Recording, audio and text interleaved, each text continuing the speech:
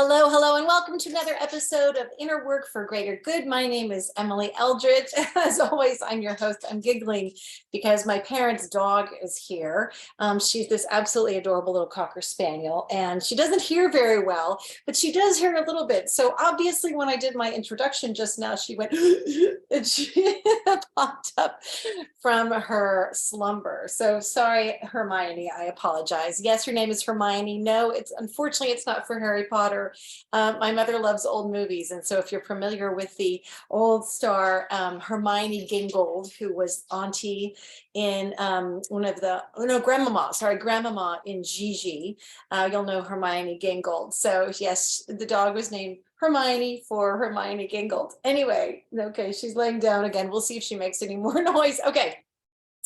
So anyway, so nice to see you. As always, we're all about doing inner work that accelerates your power to be your truest, highest self, to be your brightest, shiniest light that you can be and make the biggest difference you can possibly make, whatever that is for you, living your own truth. This topic is, I gotta be honest with you, the title of this video is a little bit misleading because it's as though I'm seeking to answer the question of what were you designed for?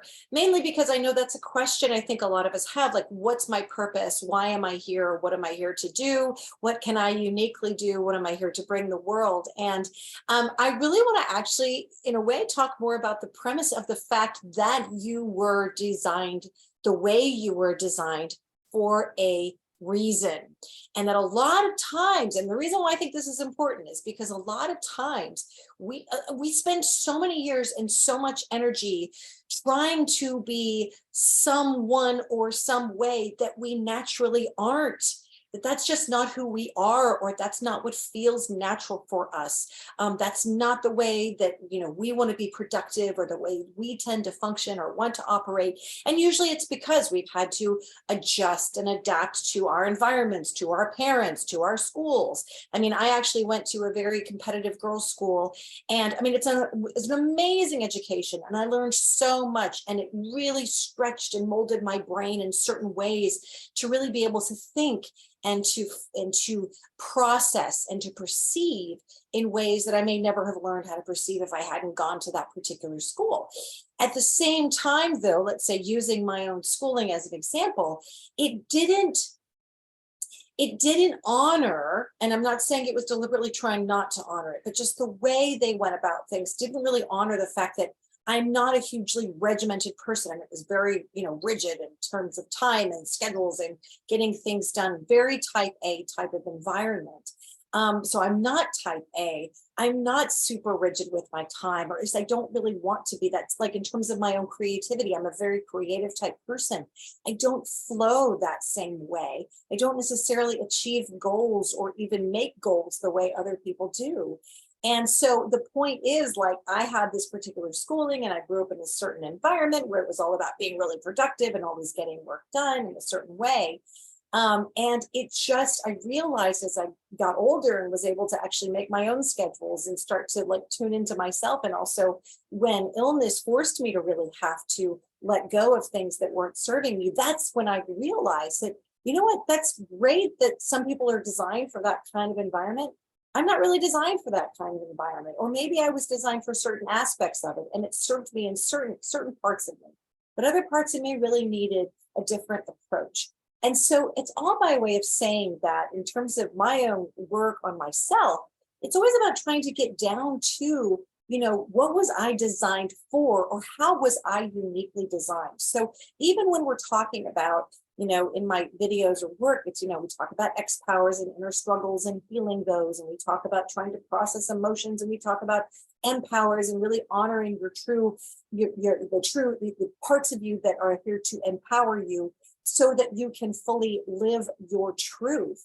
A lot of, this work is really about trying to, in my opinion, like release anything that's not you, or that doesn't accurately reflect you, or that doesn't serve you, and really trust in your own unique design. I fully believe that we were designed to have all of the power we need, all the skills and all of the talents and all of the aptitudes and techniques, or not techniques, but the aptitudes and I shouldn't say skills, sorry. I feel like skills is something more you actually develop, but it's more about aptitudes. What are our inborn aptitudes and gifts that we have that we were born with, or that we have enough of that we can develop them into something and use them for good and use them for living the unique truth that we have. What are those?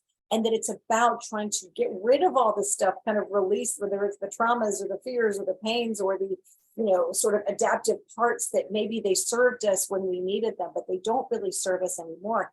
How can we let those go so that we can let our true essence shine, so that we can operate and function from a place of like, this is who I am. This is my genius zone. This is my happy space. This is me feeling fully lit up, using my unique gifts as they were meant to be used, not trying to use them in another way that I felt like I was forced to use them or trained to use them, or or other people expected me to use them. But how can I fully show up in all of my unique gifts and really do what I came here to do and what I'm designed for? This is what I think it's about. And the reason why I think this is so important is because, so as I said, so much of our time and energy is spent trying to fit ourselves into these boxes or act certain ways that just don't feel right for us, or I try to have certain career paths that maybe would made our parents happy or would make our parents happy, but they don't make us happy and they don't feel flowing with who we were designed to be. The reason also why I want to share why this came up is because I had a conversation yesterday with a woman she leads an organization that I'm a part of. And she and I were talking about this opportunity that I've been given and how I want to make sure that I can use this opportunity, or that I can bring my best self to the opportunity and not feel like I need to be a certain way to fulfill whatever that, organization or whatever expects of me, that I really show up fully as me. And the conversation came up because the truth is that I have really learned that the best way for me to be in the world is fully as me, not me trying to be someone else, not me thinking that I have to act or what's the word, operate a certain way in the world that I think other people expect of me. And the reason why this is there are a lot of reasons why this is extremely important, that I believe that we all need to be doing more of this, is because for me in the past, I've had burnout. I have been too overwhelmed. If I try to do things or operate in a certain way that is not harmonious or in alignment with who I am and what I know is my best self, then I have massive meltdowns. I lose my SHIT. And I've tried and tried over the years to be this way or be that way, or think that I need to run my business this way, or think that I need to show up this way, or be this kind of leader, or structure my day a certain way, or achieve certain goals, within a certain amount of time. I can tell you from my personal experience, it does not work. I don't function well when I try to function in a way that's against my own nature, my own rhythm, my own pattern, what feels right for me, what's in alignment with my own truth. And so that's why when we talk about what are we designed for, it's, for me personally, it's always about not trying to be someone that I'm not because I think other people want me to be that way. But for me to really distill down into who am I truly, and how can I show up most fully as my fullest, truest self? Because otherwise, if I don't, and again, from experience, it really ends up really messy and really, really ugly. So the point is, it's all about really embracing the truth of who I am. And that I'm sharing this as a way of expressing that I want to encourage you to really think about maybe ways that you operate or ways that you approach your life, or you perceive yourself, or the way you think you should be, or you think other people expect or pressure or want you to be. And ask yourself, is this what I was designed for? Or is this the way, does this work with how I feel I'm uniquely designed, or what feels right or good for me? So it's important for us to look at our lives and notice how we are going about things. Is it in accordance, in harmony with the way that you were designed? And if it's not, ask yourself, well, then what does feel most right for me?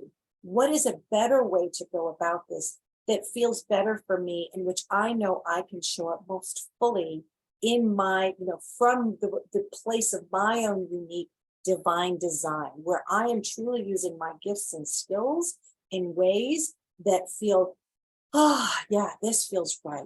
That maybe I was trained or I was raised or I was schooled to be this way or have this approach or use my mind.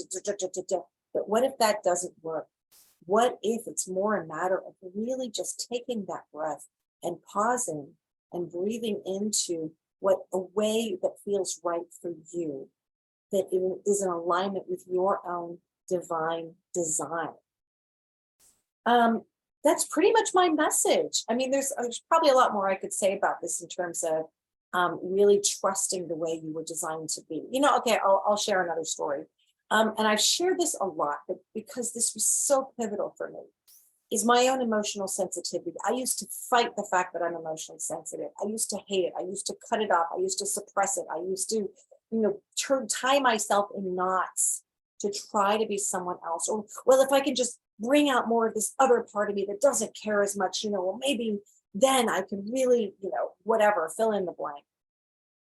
But I found that just didn't work, that the reality is I'm an emotionally sensitive person and I don't operate the way a lot of other people operate. And rather than me trying to operate or function in a way that other people that works for them, I had to. It was like my health, my body, my mind, my heart, everything over the years has forced me. Like, that doesn't work for you, Emily.